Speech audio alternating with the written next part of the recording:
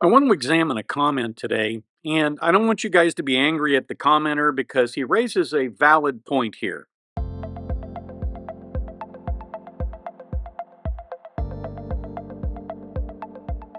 Hi, Tony DeWitt here. I'm a Missouri appellate attorney, retired, and I bring you a fresh perspective on the law without offering any legal advice. So pull up a chair. This is what we're discussing today. So here's the comment. Now, as you can see, this gentleman has an issue with the way that Mr. Alessi took on this expert yesterday. And in some respects, I actually agree with him. But I want to point out that it's a lot easier to criticize this if you don't understand what's really going on, particularly what's going on in Alessi's head. As we watch this clip, pay attention to how the witness will not answer a direct question. Let's just call them 3D images so we can do this more quickly. The Lexus and the Chevy Traverse that are depicted there are both 3D images of those vehicles, correct? Correct. And Aperture created the 3D images, correct? Correct. Sir, did you do these scans and did you personally create these images? No, one of the assistants at Aperture did. So you're speaking about what somebody else did at Aperture, correct? Now, the answer here is yes, and that's what he should have said. But because he thinks he's smarter than everybody else in the room, he has to add on to or he has to actually explain what his answer is, as opposed to giving his answer and saying, yeah, it was done by somebody else. And that becomes important later on. But at this point, what's really important is this guy won't simply answer the question with a yes or a no. And you see this a lot in experts. Most experts are trained to do this. It can be very frustrating. Doing it at my direction. And for example, the Lexus scan, I showed the photographs. You can see the gentleman that works at Aperture, Mike Morelli, was scanning them for me while I was doing the rest of the inspection. And then the hand scanning of the rear tail light was done by another engineer. I was out there with him doing it, taking measurements. And then same thing with the Chevy Traverse. Yes. Let's look at the tail light. Okay. That's not a 3D image. That's a Photoshop, isn't it? Nope. Oh, so it's your testimony that that tail light is a 3D image. That absolutely is a 3D image. The way you can tell is when you get up near the chrome, because lasers don't like shiny objects, you start to get a scatter. So see all these dots here? If that was a photo, you wouldn't have these dots. Let's now go to the bumper. But do you want me to explain the difference? No. Okay. Thank you. I would like to go to the bumper. Do you see the predominance of any grainy image on the bumper? There's a little bit. So for example, when you get near edges, it has a hard time with edges. The bumper cover. Right. See the bumper cover up above? This whole thing is the bumper cover. That's the step pad. That's the rear body panel or the rear deck lid. I'm talking about the step pad, sir. Just the step pad of the bumper? You asking about just from here to here? Correct. The bumper step Can we pad. zoom in on it? Pardon me? Can we zoom in on it? Sure. Do you see? Yeah, I see graininess. Let's go over to... Right in here. You can see it all through here. You see it through here. Well, I'm talking about the step pad, not the entire bumper. I'm just talking about the step pad. Right. So you're zooming in on the bumper. Right. The step pad is this structure up here. We're going to move up. It just takes a while. So your testimony is that is a... Can you zoom in more? You would like it zoomed in? Yes, sir. Sure. Your testimony is that is a 3D image, not a Photoshopped step bumper cover. Is that correct? So we have mapped the color over the 3D scans. We used two separate scanners. If you recall, when I got out to Miss Reed's vehicle, that taillight was gone. So we had to replace the taillight. Talking about the bumper cover, not the taillight. Okay, I'm explaining the process. I'm just asking about the bumper cover, not the process. So focus your answer on the bumper. That is a laser scan. Now, do you see how at the end of that, it would be very easy to get frustrated with this witness because he constantly has to be reminded to essentially answer the question that's being asked. And many of you who may not have photographic backgrounds, I've done a lot of photography in my life, may not understand what graininess really is. It's noise. It's particularly in a digital photograph, it's noise. It's unaccounted for signals that the camera can't process in an appropriate way. If you take your average 4x6 image that you get printed from the drugstore, you're not going to see very much grain, even if you have a 10 megapixel digital camera. If you have a 24 megapixel camera, you're not going to see any at all. But you blow that up to 8x10, you're going to see a little bit of graininess. And if you blow it up to 11x17, you're going to see a lot of graininess on a 10 megapixel camera because the computer can't interpolate between the dots, the points. So when he's saying blow it up more, what he's looking to do is emphasize the grain that would be normally present just in a regular photograph. That is something I think that Mr. Alessi may have missed and should have been pointing out. Maybe he should have asked him, why do you want to keep blowing this up? Can't you see from where you're sitting? Do you need to get up and come take a look at the screen? There are ways to deal with that kind of chicanery, and it may not have occurred to Robert Alessi what was going on with this witness. Let's take an example of something we've probably all been through, an argument with a spouse. And I'll start.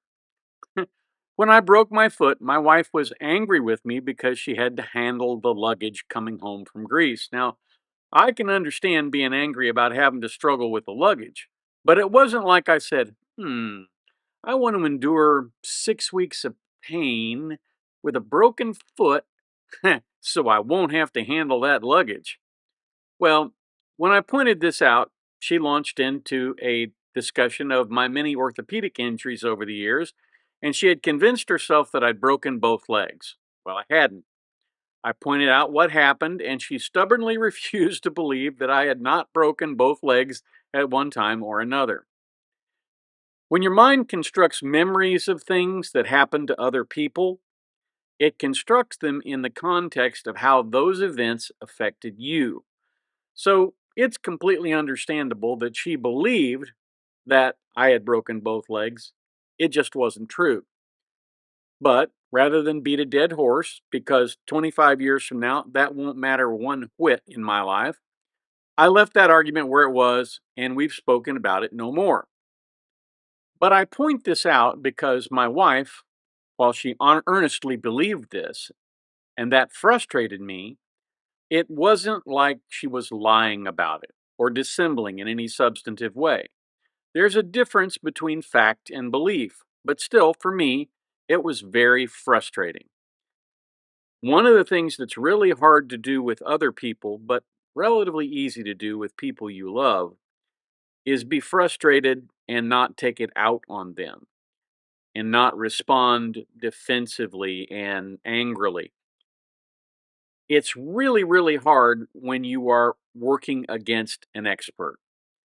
Because when you're questioning on an expert on the stand, you get exactly one chance to get it right. Most experts will yield to you on facts, things that are in the record, baked into the concrete that they can't change. They'll rarely bend on their opinion, but usually they will give you facts. Welcher wouldn't acknowledge basic facts. In order to cross this witness, Robert Alessi had to be better than the expert. He had to learn as much as he possibly could about mechanical engineering, 3D modeling, all of the software that these guys use. He probably spent 2 to 3 weeks buried in books and videos and talking to experts so that he could learn what he needed to know in order to do a good cross-examination. That is an immense investment in time, and you get a very short window of time to apply that knowledge. One of the things that was really, really hard for me when I started as an attorney was the fact that witnesses would lie, and they'd lie with abandon. And it happens in pretty much every case. And it's not like from time to time when I was younger, I have not lied. I can't say I've never lied, right? I think everybody from time to time tells a little stinker here and there. But generally speaking, when I'm dealing with people and I'm dealing in a professional role, I don't lie. If I don't know, I say I don't know. I always tell witnesses, yes, no, and I don't know are good answers. But anything that's not true is not a good answer, and don't do it. Several years ago, I was involved in a case involving a gentleman who developed severe hypoxemia while he was in the hospital. Now, hypoxemia is a condition of low blood oxygen. And the other side brought in an expert, and the expert came in and said, generally, that this guy was not hypoxic. And the the evidence was all there. He had a what we call a PO2. Normal PO2 is 90 to 95. His PO2 was, I think, 45. And I asked him if that, if the guy was hypoxic, and he said no. And I said, he had a PO2 of 45. How can he not be hypoxic? And the doctor said, well, I've had people in my office sitting in my office talking to me just like I'm talking to you, and they had PO2s of 40. And I said, yeah, but those patients are patients who have chronic obstructive pulmonary disease, right? Yeah, this guy didn't have pulmonary disease, right? Well, he might have. Sir, we can't talk about what might be. We have to talk about what is.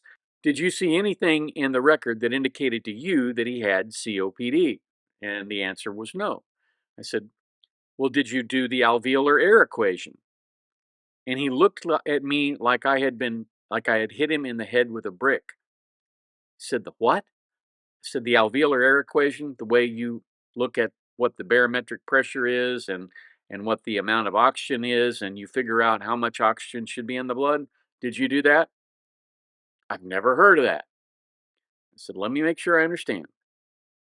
You're sitting here testifying as an expert on this subject, and you're telling this jury that you have never heard of the alveolar air equation. Yes. It's all right. Let's move on to something I'm sure you have heard of, the oxyhemoglobin dissociation curve.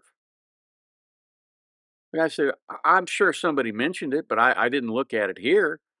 I said, well, you're aware that you're going to have really low oxygen saturation, and as a result, you're going to have very low oxygen content. Did you calculate the oxygen content? Well, no, I didn't. You can get to experts that way if they will give you the facts.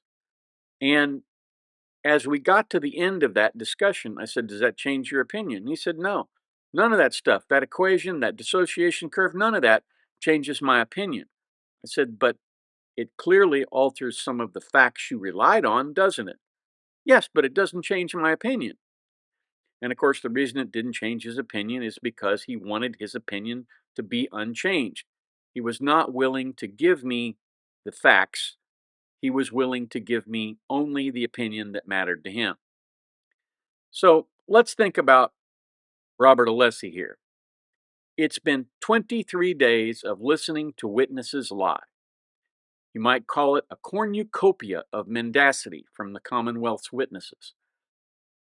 And like carbon monoxide, which can build up in the blood over time, it gets under your skin, and sometimes that frustration leaks out in attitude.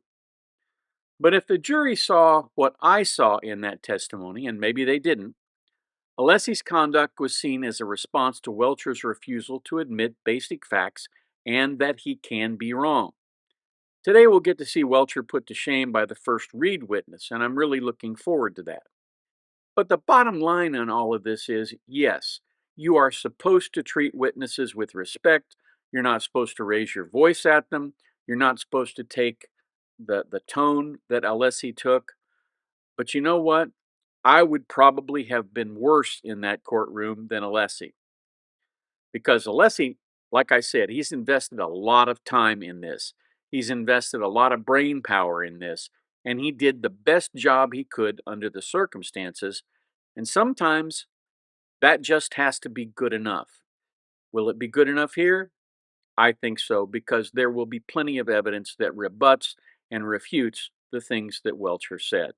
That's what I have for you today. I hope you found it helpful, interesting, or maybe both. If there's a subject you'd like me to discuss, please feel free to send me an email at the address above. If you like what we do, please feel free to subscribe and come on back to the beach tomorrow. I release videos every weekday, weather and work permitting. If you have the opportunity today, do a kindness for your fellow man. It makes the world a better place, one kind act at a time. And now, YouTube has some suggestions for other videos of mine that you might like.